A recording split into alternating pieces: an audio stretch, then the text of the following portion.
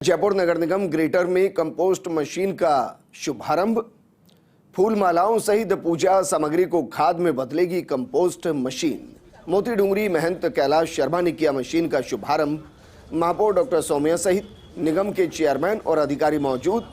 मोती डूंगरी मंदिर महंत कैलाश शर्मा ने कंपोस्ट मशीन भेंट की थी।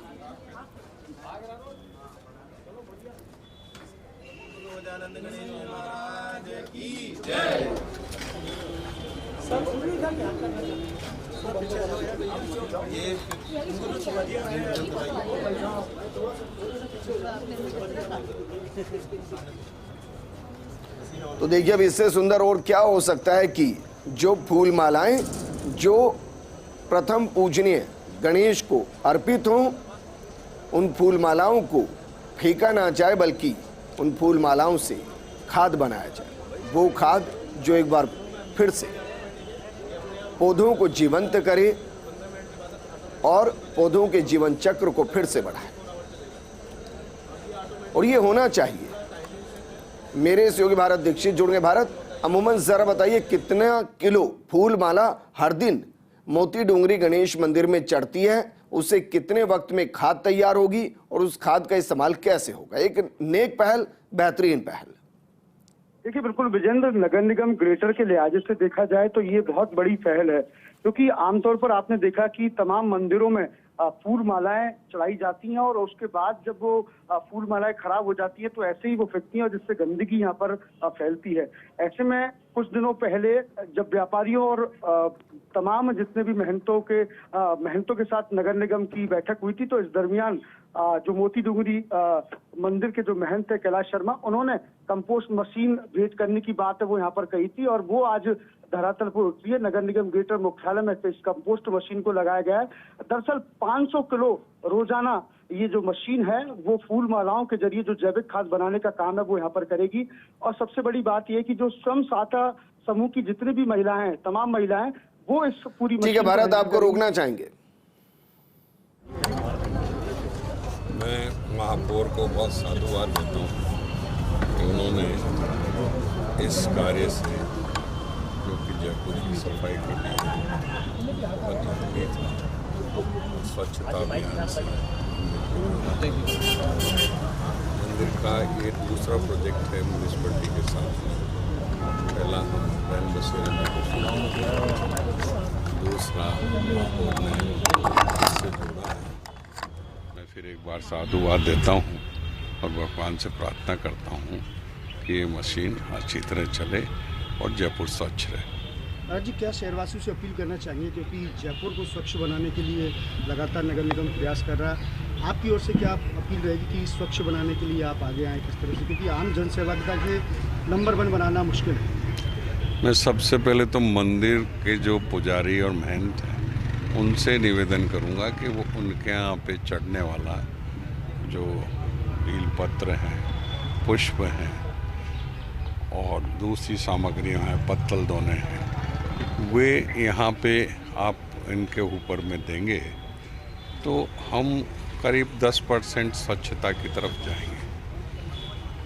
पहला प्रयास मेरा तो यही रहेगा कि वो दें। अगर ये मशीन छोटी पड़ेगी तो कोशिश करके ऐसी और मशीनें भी हम लगवा सकते हैं, बात कर सकते हैं। चलाना काम नगर निगम का है। क्योंकि हम 25 वर्ष से नगर निगम की ट्रायल ले रहे थे एक काम में कि भोजन हम बनाते हैं और बंटवाती म्यूनिसिपैलिटी है। मैं साधुवाद देता हूँ यहाँ के सभी कर्मियों को कि उसको बहुत सुचारू रूप से पिछले 25 साल से ये लोग कर रहे हैं और मुझे उम्मीद है कि ये 10% स्वच्छता में जो सहयोग है उसको भी सुचारू रूप से करेंगे। हमने एक प्रयास पहले भी किया था कि बैग्स म्यूनिसिपैलिटी दे और वो कचरे के बैग्स यहाँ पे आप सेल करें और आदमी उसको टैक्स में वसूल माने। जितना वो हमारे यहाँ दुख ये है कि अलग अलग कचरा अलग अलग तरीके से इकट्ठा नहीं होता। एक ही थैले में सारा कचरा रहता है। लिक्विड अलग हो, लोहे का अलग हो, प्लास्टिक अलग हो और सब्जी वगैरह का कचरा अलग हो, तो ये चीज़ें और सुचारू हो जाएंगी। मेरा निवेदन है कि अगर इस पे आप लोग काम करेंगे तो नगर निगम की एक रेवेन्यू जनरेशन भी होगी।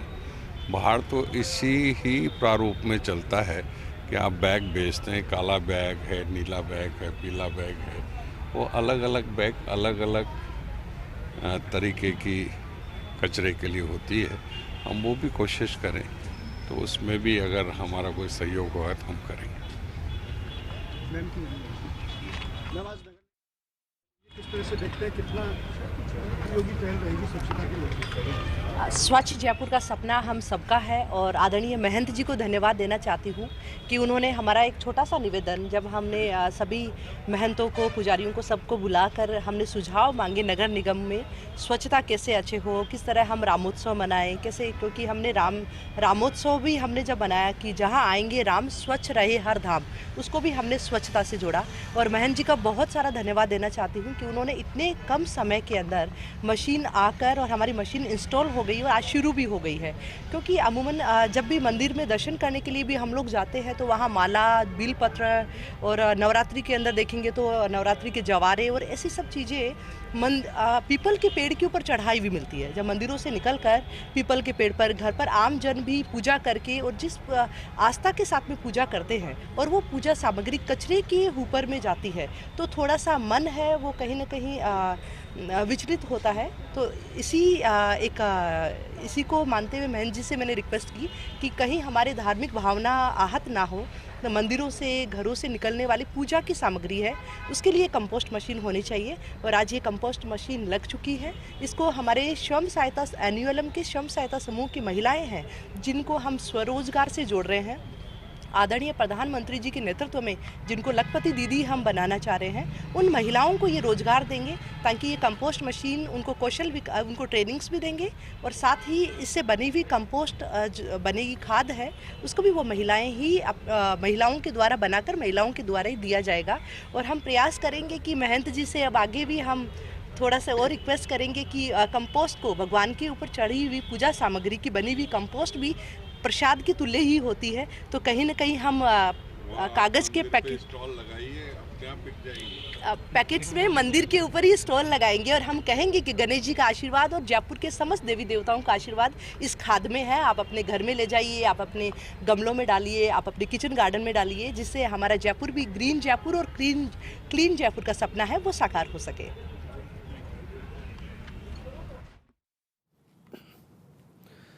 तो एक बेहतरीन पहल की गई है मोती डूंगरी गणेश मंदिर और नगर निगम की तरफ से।